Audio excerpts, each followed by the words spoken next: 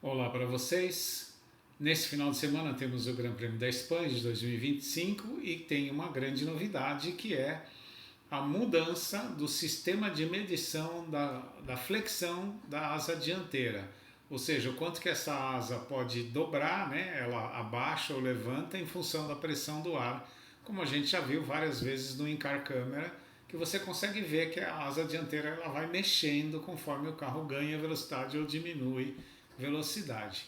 Aqui ao lado você está vendo um carro da Red Bull e tem três setas. A seta do lado esquerdo, de onde você vê, uma seta verde, é onde há a flexão maior quando o carro aumenta ou diminui a velocidade. Normalmente nesse ponto ela dobra bastante, né? Nos outros pontos ela vai diminuindo o quanto que ela vai dobrar. Você pode perceber também que essa asa da Red Bull ela sobe bastante e desce. E é por isso que o Gary Anderson vai fazer uma análise, que eu vou comentar mais para frente, do que pode acontecer com os carros da Red Bull, Ferrari, McLaren e Mercedes. Eu sou Alexandre Vasconcelos, esse é o canal Lip Speed. Gostou? Deixa seu like e se inscreva no canal. Para a gente entender qual é o efeito da mudança na asa dianteira ou no spoiler dianteiro, a gente precisa lembrar que esses carros da Fórmula 1 eles são feitos baseado no efeito solo, ou efeito Venturi, ou ainda como se chama carro asa, se preferir, que é o princípio de Bernoulli. O que o princípio do Bernoulli fala? Quando você tem um fluxo de alguma coisa, você canaliza esse fluxo e depois você estreita esse canal, o que está passando dentro do canal, ao encontrar um estreitamento, ele diminui a pressão dele e aumenta a velocidade para passar rápido, tá bom?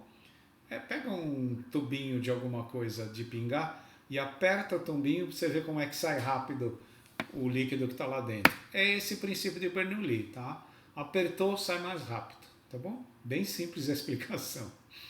E aqui a gente olha, aqui em cima você vê a Lote 79, o desenho da Lote 79, e na lateral você vê um cinza claro e um pontilhado em azul, que parece uma asa invertida, né? Aliás, é um desenho de uma asa invertida.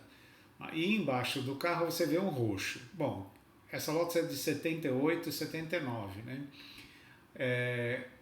Ela tinha uma mini saia lateral, que é esse roxo, que fazia o carro ficar em contato com o solo 100% do tempo. Então, mesmo que o carro subisse ou descesse, a mini saia subia e descia para ficar em contato com o solo e deixar a canalização do ar embaixo do carro perfeita, tá bom? Isso no carro de hoje não é permitido, embora aquela lateral do carro, aquela que está mais no assoalho, né? Ela dobra um pouco e ela encosta no chão, mas ela não encosta 100% do tempo. E nem pode, porque quando o carro estiver parado, ela não pode estar encostada no chão, não. Ela tem que respeitar uma altura mínima, tá bom? Então, olhando para esse desenho, você vê a frente do carro, tá lá o ar chegando na frente do carro. Você tem uma setinha vermelha indicando o spoiler dianteiro. Esse spoiler é fundamental para quê? Para dizer, para canalizar o ar para baixo do carro e para cima, mas principalmente para baixo, como é que ele consegue determinar o que a gente vai chamar no desenho de baixo agora. Se você olhar lá no número 2, tem um COP, que é Center of Pressure, que pode vir para frente ou para trás, dependendo do desenho da asa dianteira que você tiver. Então olha que interessante, olhando para a parte de baixo. Aonde está em azul claro, ele tem maior pressão e menor velocidade, o ar. Quando você olha para a parte vermelhinha, como você diminuiu o canal que o ar está passando, você diminui a pressão e aumenta a velocidade, tá bom? Esse é o efeito solo. Você aumenta a velocidade, faz o ar passar mais rápido embaixo do carro. Depois que o ar está passando, ele então vai gerar o centro de performance que, dependendo do desenho da asa dianteira, esse COP, o Center of Pressure, ele pode vir para frente do carro, mais para o meio ou mais para frente do carro, ou ir mais para trás do carro, dependendo do desenho que você tem embaixo do carro e do desenho da asa dianteira. por que que isso pode mudar completamente um carro? Porque se você pegar o carro da Red Bull, que está no primeiro slide, você vai ver que ele tem aquele desenho alto da asa dianteira. Ora, você não vai mais poder ter esse desenho alto porque a flexão dessa asa vai ser menor. Então significa, se você trabalha com uma asa muito alta, o carro vai ser ótimo de curva de baixa, mais ou menos de curva de média, mas curva de alta ele vai ser ruim, porque a frente vai estar muito grudada no chão e a traseira vai embora. Além disso, na reta ele vai andar menos, né? Porque ele está oferecendo mais resistência ao ar. Aliás, é por isso que ela mexe, né? Porque na curva de baixo ela levanta, na curva de alta ela baixa, na reta ela baixa. É esse o princípio da asa, que é móvel pelo ar e não pelo botão. E é isso que a FIA está olhando. Então mudou o sistema de medição para que essa flexão seja menor. Então alguns carros vão sofrer mais do que outros carros, mas é por causa desse princípio aí. Olhando para baixo, então, a setinha do ar chegando, entra no azinho, que é onde ele tem maior pressão e menor velocidade, chega no B em vermelho, ele aumenta a velocidade porque ele diminui a pressão, e aí ele sai para o 2, que aí é que ele determina então o centro de pressão, podendo vir para frente ou para trás desse centro de pressão. Tá? Por que é difícil mexer? Porque você mexe na asa dianteira, você mexeu no centro de pressão, só que o carro não é desenhado para ter esse centro de pressão mexendo. Ele foi desenhado para o centro estar num certo lugar. Quando você mexeu na asa dianteira, você deveria mexer aqui no centro de pressão. E não é possível fazer isso de uma corrida para outra, porque você tem que trocar o assoalho inteiro. Além de custar caro, você tem que estudar e poder determinar qual é o movimento que você precisa fazer, tá bom? Por isso que é difícil determinar qual é o efeito que isso vai ter nos carros. Eu fui atrás de análises de gente que sabe o que está falando, Gary Anderson, e também vou aproveitar uma fala do Toto Wolff que você vai ver a seguir. Aqui você está vendo as 4 asas dos 4 principais carros da Fórmula 1 hoje. McLaren e Mercedes em cima, da esquerda para a direita, e Red Bull e Ferrari embaixo. O que Gary Anderson chama atenção? Se você olhar as asas de baixo, Ferrari e Red Bull, elas têm uma curvatura maior.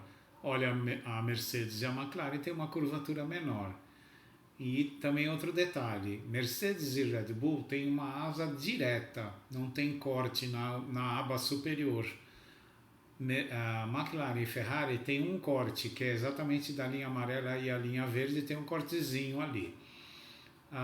O que ele diz? Ferrari e Red Bull vão sofrer mais, porque a asa, quando tem essa aba maior, significa que o centro de pressão do carro está mais para frente, porque a asa veio mais para frente. Então ele tem bastante aderência dianteira e a traseira um pouco solta. No carro da Red Bull a gente sabe que isso é verdade. No caso da Ferrari, não sei não. Eu estou muito na dúvida, porque em Mônaco a Ferrari andou bem. E andar bem significa a frente está boa, mas a traseira também. Então é um pouco estranho, mas a avaliação é dele, ele é engenheiro, ele que sabe das coisas, não eu, né? Eu só achei estranho. Porque ele diz que esses 2 carros, Red Bull e Ferrari, é quem vão sofrer com a diminuição da variação da inclinação da asa determinada pela FIA. E em cima você vê Mercedes e McLaren, que tem uma asa mais suave e que, portanto, pelo Gary Anderson, eles vão sofrer menos. No entanto, o Toto Wolff hoje deu uma entrevista lá na Espanha dizendo o seguinte: a gente não pode afirmar como que cada carro vai sofrer e tal, mas eu tenho certeza que a Ferrari vai ser beneficiada. Palavras do Toto Wolff. Aí você fica assim, né? Peraí, o beneficiado que ele falou é casual ou ele está querendo dizer que a FIA fez isso para favorecer a Ferrari, né? Acho pouco provável, mas o fato é que alguém vai ser favorecido nessa história. E vale lembrar também, né? Isso explica por que os pilotos têm tanta dificuldade de guiar o carro do Max Verstappen, porque o Verstappen gosta do carro preso na frente, muito preso na frente, ou seja, o centro de pressão é bem para frente, e aí a traseira fica muito instável e ele com habilidade consegue controlar e os outros pilotos têm dificuldade. No caso da Ferrari, isso não é verdade. O centro de pressão da Ferrari é mais para trás um pouco. Ainda assim, eles têm uma asa um pouco maior na frente. As primeiras fotos vindas de lá não são fotos que determinam exatamente o que a gente consegue ver, mas no caso da Ferrari a asa parece igual à de Miami, tem uma mudançazinha num fixador, que deve ser justamente para impedir que a asa flexione muito. Da McLaren parece igual, também tem um fixador novo, adicional. Da Red Bull ninguém conseguiu fotografar, e da Mercedes é quase que igualzinha, tem uma alteração na distância que a asa fica do centro do carro. Aqui a gente vê que é uma distância, vamos dizer, X, e lá é X-2, sei lá. O começo da asa está um pouco mais próximo ao carro, também deve ser para fixar mais a asa. A gente só vai ter resposta disso a partir do treino de amanhã, e assim mesmo, o treino de sexta é mais teste do que velocidade. Então acho que no sábado a gente vai ter um pouco mais de clareza de quem é que está beneficiado e quem não está. Baseado nas últimas alterações, pouco vai mudar, mas vamos ver o que vai acontecer. Gostou do vídeo? Deixe seu like e se inscreva no canal. Até o próximo.